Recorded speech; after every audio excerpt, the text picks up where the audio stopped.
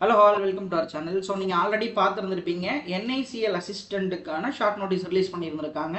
So டோட்டலாக ஒரு 500 vacancies கொடுத்துருக்காங்க. எக்ஸாம் நாளையிலேருந்து நீங்கள் அப்ளை பண்ணலாம். சரிங்களா? ஃபுல் டீடைல்டு நோட்டிஃபிகேஷன் மேபி இன்னைக்கு நைட்டு 12 o'clock அபோவ் சொல்லனா நாளைக்கு காலையில் கண்டிப்பாக ஃபுல் டீட்டெயில்ஸ் கொடுத்துருவாங்க. அதில் ஸ்டேட் வைஸ் வேகன்சி நம்ம பார்த்துக்கலாம். ஸோ அதுக்கு முன்னாடி இந்த எக்ஸாம்னால நமக்கு என்னென்ன பெனிஃபிட்ஸ் இருக்குது, ஸோ இந்த எக்ஸாமில் என்ன பெனிஃபிட் இருக்குது, இதோட மற்ற எக்ஸாம் பேங்கிங்க்கு என்ன பெனிஃபிட் இருக்குன்றத ஃபுல் டீட்டெயில்டாக பார்ப்போம். மறக்காமல் இந்த வீடியோ ஃபுல்லாக பாருங்கள். சரிங்களா? ஸோ டோட்டலாக 500 வேகன்சின்னா தமிழ்நாட்டுக்கு எவ்வளோ வரும் நம்மளால் கண்டிப்பாக ப்ரிடிக்ட் பண்ண முடியாது. சரிங்களா? ஸோ போன வருஷத்துக்கு முந்தின வருஷம் நினைக்கிறேன் NIACL, சரிங்களா, நியூ இந்தியா அஷூரன்ஸ், அவங்க ஒரு 750 வேகன்சியில் தமிழ்நாடு ஒரு 40 வேகன்சி கொடுத்துருப்பாங்க. ஸோ இது கம்ப்ளீட்லி டிஃப்ரெண்ட். ஒரு 500 வேகன்சி இருக்குன்னா ஒரு தமிழ்நாட்டுக்கு நம்ம எவ்வளோ எக்ஸ்பெக்ட் பண்ணுறோம் அப்படின்னா ஒரு 30 to 40 எக்ஸ்பெக்ட் பண்ணலாம். பட் ஆனால் அது எவ்வளோ வரும்னு நம்மளால் ப்ரெடிக்ட் பண்ண முடியாது. ஸோ ஃபஸ்ட்டு விஷயம் ஏஜ் ரிலாக்ஸேஷன். ஸோ இங்கே ஏஜ் ரிலாக்ஸேஷன் எவ்வளோ கொடுத்துருக்கான் அப்படின்னா நார்மலாக இது ஒரு PO லெவல் எக்ஸாம்னு எடுத்துக்கலாம். சரிங்களா? கண்டிப்பாக மாடரேட்டாக தான் இருக்கும். ப்ரிலிம்ஸை பொறுத்த அளவுக்கு கட் ஆஃப் அதிகமாக இருக்கும். நீங்கள் நிறைய ப்ரிப்பேர் பண்ணுற மாதிரி இருக்கும். 21 வயசுலேருந்து 30 வயசு வரைக்கும் ரிலாக்ஸேஷன், அதாவது ஏஜ் லிமிட் உண்டு. அது இல்லாமல் உங்கள் கேட்டகரியை பொறுத்து ரிலாக்ஸேஷன்ஸ் இருக்கும். ஸோ ஃபுல் டீடைல்டு நோட்டிஃபிகேஷன் வரும்போது நம்ம பார்ப்போம். சரிங்களா? ஸோ அதுக்கடுத்து பேசிக் பே எல்லாமே சூப்பராக இருக்குது.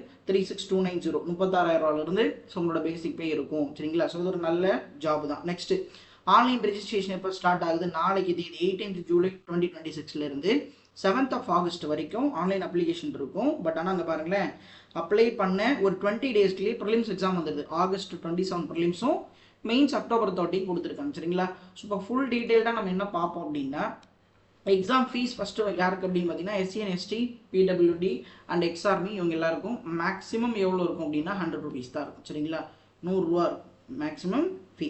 SC, ST அண்ட் அதர்ஸ், சரிங்களா, PWD, எக்ஸ் சர்வீஸ்மேன் இவங்களாம் இருப்பீங்க இல்லையா, இவங்களை தவிர்த்து மீதி இருக்கக்கூடிய ஜெர்னலிஸ்ட் அண்ட் OBCs எல்லாம் இருப்பீங்க இல்லையா. ஸோ இவங்க எல்லாருக்கும் எவ்வளோ இருக்கும் அப்படின்னா 850 இருக்கும்னு எதிர்பார்க்குது. சரிங்களா? இதுக்கு முன்னாடி அவ்வளோதான் கொடுத்துருந்துருப்பாங்க. ஸோ இது ஃபீஸ் ஸ்ட்ரக்சர். சரிங்களா? இதை தாண்டி இது இல்லாமல் என்ன அப்படின்னு பார்த்தீங்கன்னா எக்ஸாம் பேட்டர்ன் தான் ரொம்ப ரொம்ப முக்கியம். இந்த எக்ஸாம் பேட்டர்னில் மொத்தம் 3 லெவல் இருக்கும். Prelims, mains, regional language test, அதாவது LPTன்னு சொல்லுவோம் இல்லையா, அந்த மாதிரி ரீஜனல் லாங்குவேஜ் டெஸ்ட்னு 3 பேஸ் இருக்குது. ஸோ பேஸ் 1ல் என்ன இருக்கும் அப்படின்னு பார்த்தீங்கன்னா நார்மல் பேங்கிங் மாதிரி தான். இங்கிலீஷ் இருக்கும், மேக்ஸ் இருக்கும் அண்ட் ரீசனிங் இருக்கும். ஸோ இங்கிலீஷில் மொத்தம் number of questions 30. So number of மார்க்ஸும் question and marks. So marks also 30. So normal pattern தான். ஸோ டைம் பார்த்தீங்க அப்படின்னா 20 minutes. சரிங்களா? Time 20 minutes. ஸோ மேக்ஸில் எவ்வளோ கொஷின் இருக்கும் அப்படின்னா 35 இருக்கும். ஸோ இதுவும் மார்க்ஸ் எவ்வளோன்னு பார்த்தீங்கன்னா 35. So this one also 20 minutes. Next reasoning also 35. So மார்க்ஸும் 35. So 20 minutes. மொத்தமாக 1 மணி நேரம் எக்ஸாம் நடக்கும். மொத்தமாக 100 கொஷின் 100 மார்க்கு இந்த எக்ஸாம் நடக்கும். சரிங்களா? அது லெவல் 1.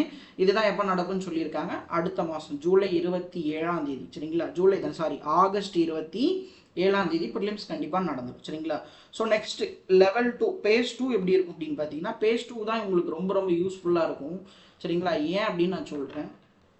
பேஸ் 2 எப்படி இருக்கும் அப்படின்னா மொத்தம் 5 சப்ஜெக்ட் இதில் வரும். ஸோ என்னென்ன அப்படின்னு பார்த்தீங்கன்னா ரீசனிங் இருக்கும், இங்கிலீஷ் இருக்கும், ஸோ அதுக்கப்புறம் குவான்ஸ் இருக்கும், next general awareness, so current affairs, அப்புறம் இன்சூரன்ஸ் டேர்ம்ஸ் அண்ட் ப்ராடக்ட்ஸ்லாம் படிப்பீங்க இல்லையா, அதை தாண்டி கம்ப்யூட்டர் அவேர்னஸ். சரிங்களா? CAன்னா கம்ப்யூட்டர் அவேர்னஸ்.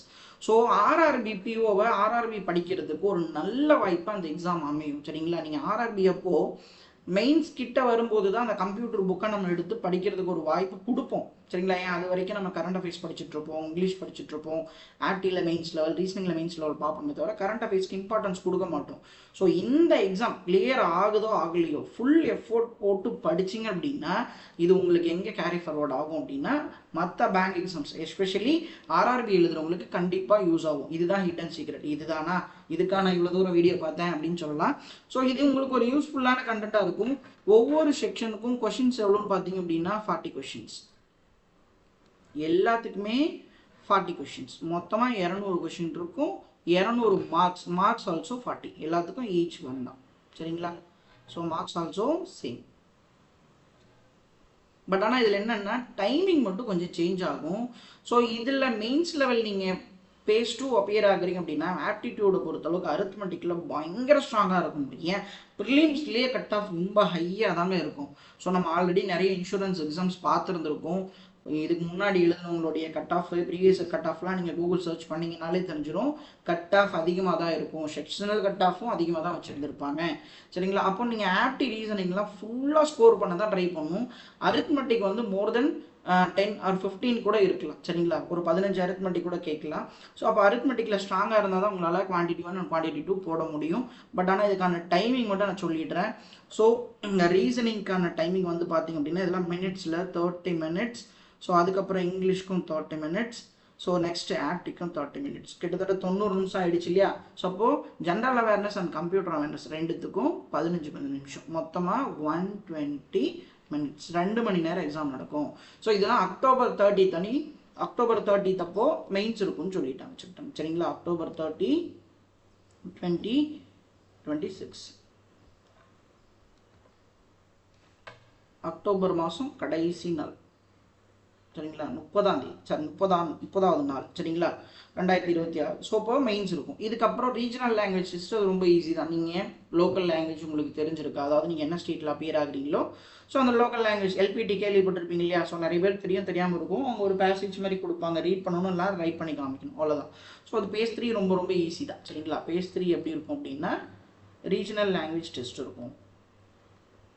சரிங்களா? RLT. ஸோ ஓகே, இவ்வளோ தான்.